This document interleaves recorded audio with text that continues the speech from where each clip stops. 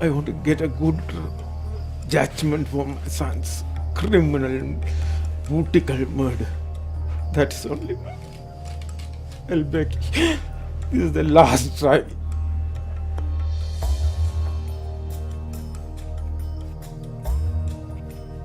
I lost my son. They murdered my son. That day, 2nd of January night, I'll take a decision. Any way, I'll challenge the case.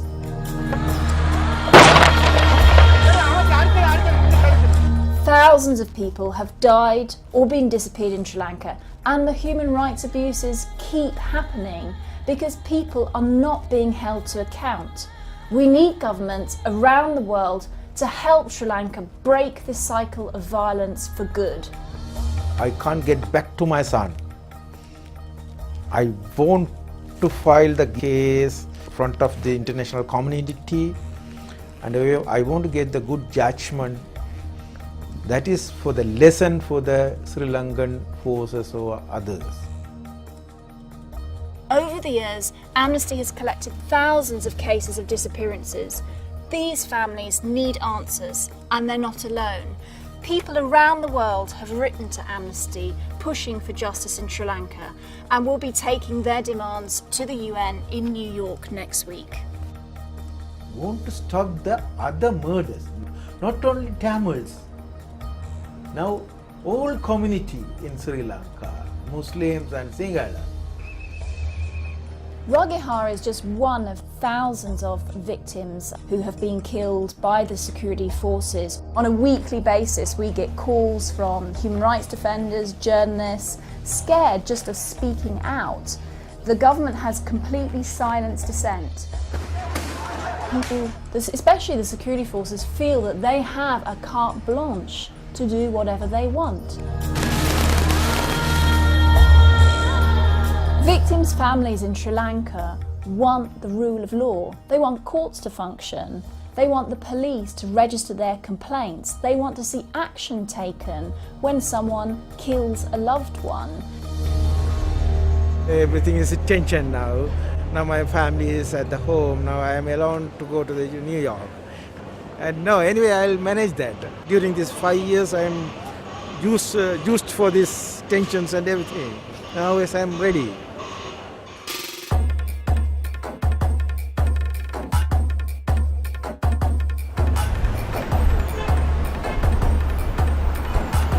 Right now, there is a panel that's been set up by the UN to look at human rights abuses in Sri Lanka. The world's heard about the atrocities of the Tamil Tigers: suicide bombings, child recruitment, targeting and maiming of civilians. This doesn't give the government the right to target a civilian population. No one knows the full extent of government abuses. For years, the government in Sri Lanka has been manipulating the media and using it to put across its picture of what's happening in Sri Lanka. Do not be persuaded or influenced by what some propaganda machine tells you. Do not be influenced by demonstrators carrying placards, or by cunningly composed booklets and leaflets you may receive in your mail. Sri Lanka has a long history of violence. We're talking about a situation where thousands of ordinary civilians were trapped in a war zone and literally thousands of people were killed. In Sri Lanka, I can't challenge the case, I can't flash anything. You know why? Who is the lawyer appear my case in Tringamale? He's got a life threat.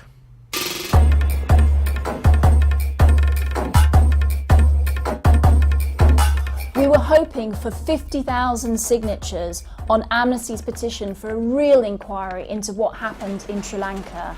We're already past that target. People have taken action in Costa Rica, Nepal, Thailand.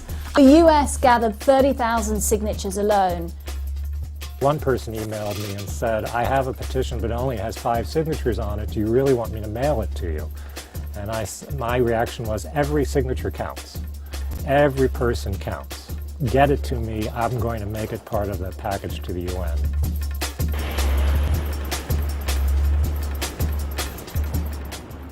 I think what's important for all of us is that we can't let what happened in Sri Lanka ever happen again.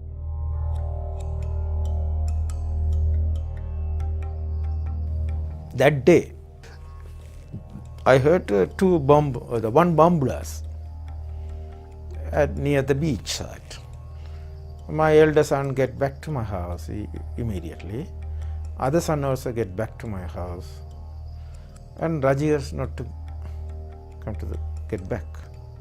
Then that time the elder son says there's a bomb blast in beach. Then I think that is the way, the walking way in my house and the temple. My elder son and my wife tried to call his mobile phone. I am also tried the mobile phone, no answers. Once I got one SMS, Dad, that's only. Then after that I am shocked. Ragehar was just sitting with a group of his friends near the Gandhi statue by the beach when a grenade was thrown at them. When Dr. Manoharan tried to get to the scene, he was blocked by Navy guards from entering. I want to go and see, where is he? He says, no, you can't go now immediately. Purposely they turn off the light under the Gandhi statue. And there's a sound come out, they help us, like that. They are calling Tamil, Padagarango, like that. They are shouting in the Tamil word, that is help us, like that. After that, they are open fire, gunfire.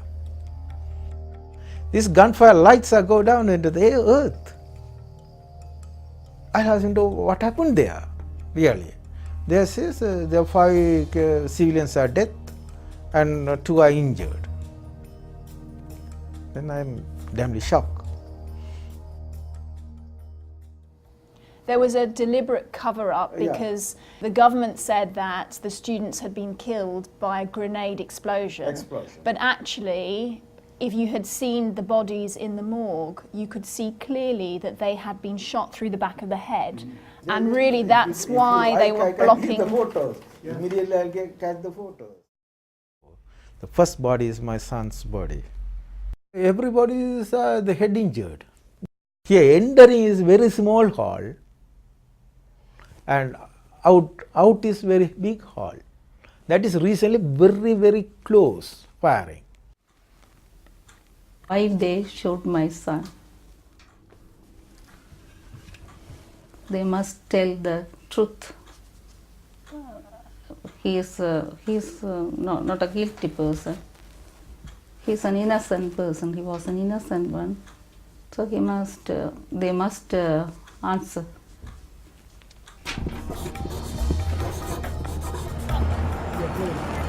Where are you going, Fox? UN. Okay, let's go.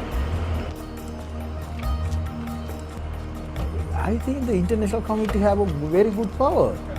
Yeah, America and Britain, France, Australia and Soviet Union, everybody have very nice power. India, they are not used the power very properly. The UN's made plenty of promises that it will support victims' families in Sri Lanka, but it's time for them to actually deliver on those promises, and they can act. The Secretary General can actually set up a commission of inquiry. It's a question of political will. We've come here today representing sort of victims' families in Sri Lanka who are waiting for justice. During these 5 years, no judgment for my son's murder, the Tringamala 5 students' murder. Now I ask him to you and Honorable General Secretary also. Now more than 55,000 petitions are here. I want international inquiry and I want to get a good judgment for my son's criminal, brutal murder. That's only my Elbeki. This is the last try.